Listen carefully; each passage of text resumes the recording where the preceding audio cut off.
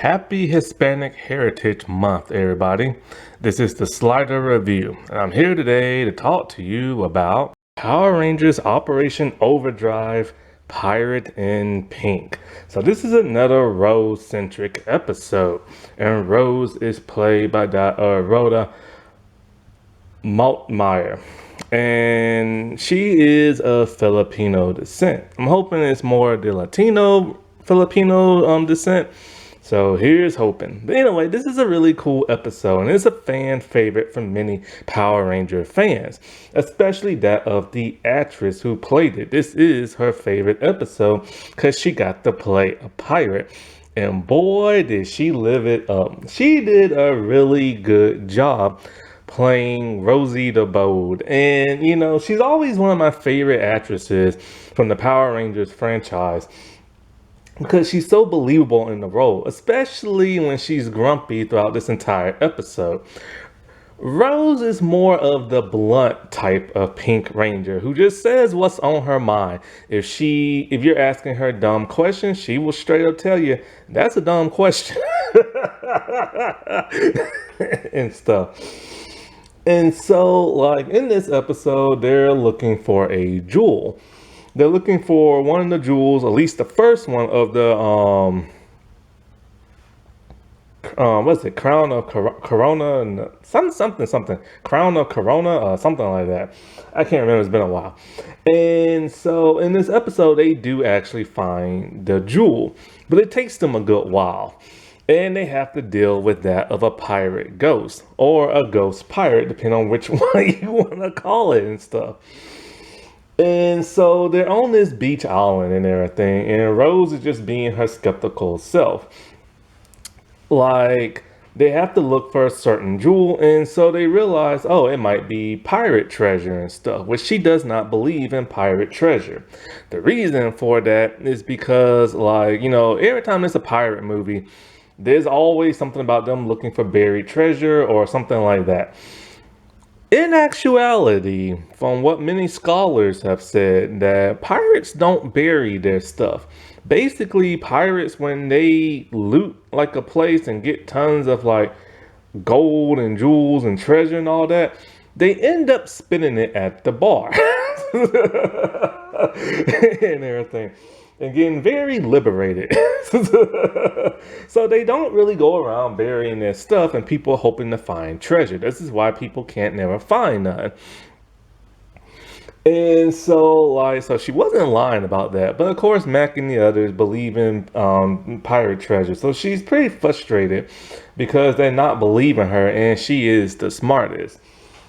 So at some point they have to go on, I forget what kind of bridge this is called. It's like a suspension type bridge where it's like they're on two different mountains, and it's like a bridge platform, and it's like ropes. So Dax is all like, I've done this plenty of times before in the movie. So they do it, but then something cuts the rope. They don't know what. It'd be a ghost pirate, or out of that, or they hit like a trap or something. So they're dangling from like the rope bridge and everything. So Mac uses his, and quotation marks, enhanced genetics. And he uses his super strength to like pretty much toss them over the side of the bridge, on the mountainside, where they all fall on top of each other. And I'm happy they fell on top of each other. If they were to fall all perfectly and flip around in Power Ranger style, then I would have been a little disappointed, because it would have been a whole lot cooler to see them fall and stumble like they would in real life. So I guess the Disney era was good for human in one area. And so, like, there's a little thing coming to his genetic enhancements that you will learn later on in the season. And I still can't believe they went that far, which is really cool. So after going into a spooky cave, like, you know, Scooby-Doo style and everything, Rose, well, no, wait, before that, Will finds like a cannon in the ground. And so when he finds this cannon, it belongs to a pirate named Brownbeard. And so Mac is all happy because he read about him, talking about how he was a great pirate, this and that. And Rose is all like, yeah, but he was a thief and everything. So this is annoying like Rose even more because she hates the idea of pirates and stuff, and she doesn't believe in ghosts. And Dax believes the island is haunted when they like are in the cave and stuff. So at some point they do find Brownbeard the ghost. And so like he's talking about how he's looking for like something of the sea, eye of the sea. It's like a little crystal type thing. And they believe that's the jewel they need, so they're not going to give it to him. But then he makes up this big story about how, oh, if only he can hold it in his hand one last time, he could ascend and everything and leave this purgatory state. So the Rangers want to help him, but Rose is like, screw you, and just storms out the cave and everything. She doesn't actually say that, but I wish she did. But she's pretty pissed and everything. And so at this point in time, we get to see Matrix and Candor. Well, technically just Matrix. And so she needs help finding like the jewel and stuff like that. So she asks Candor to make like a monster. And so at some point in time, when Rose is just like in a pissy kind of state, Brownbeard shows up and he possesses her body, turning her into Rosie the Bold. And this is when we get some of the coolest like acting from the actress, where she's just going all like Pirates of the Caribbean and everything. And it's really cool to see. Well, at some point in time, the monster and Matrix are attacking the Rangers. Wait, do they attack before they find the thing or not? I'm not sure. But anyway, at some point in time, she attacks the Rangers.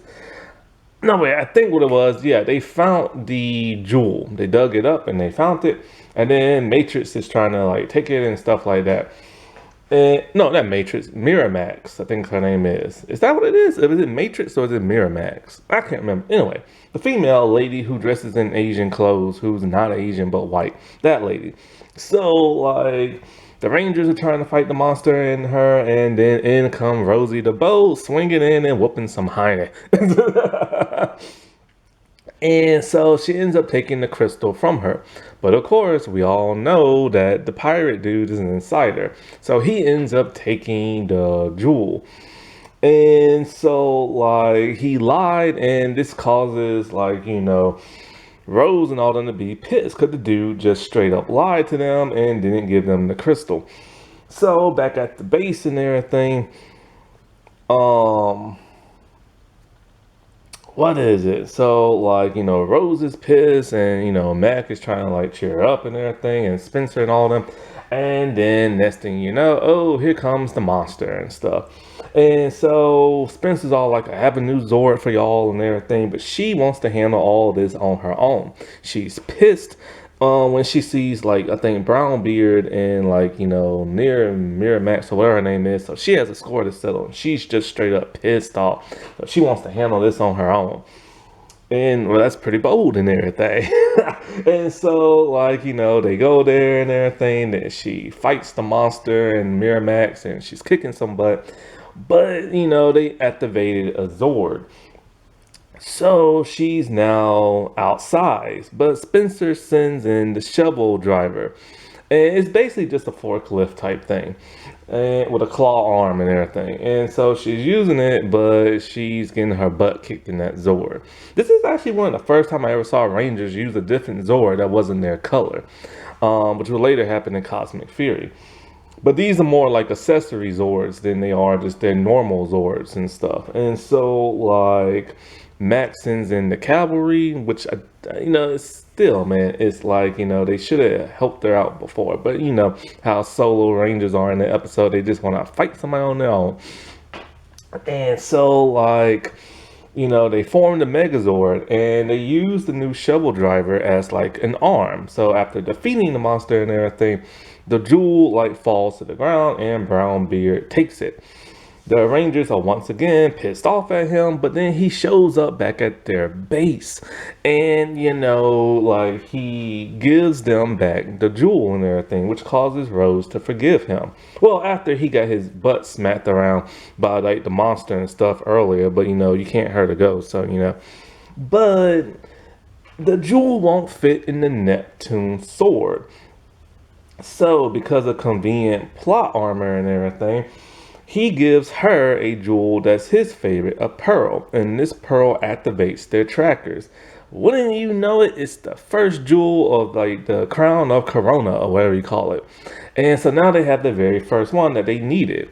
And yeah, just I like the blue. That jewel just happens to be the one to fit in the sword.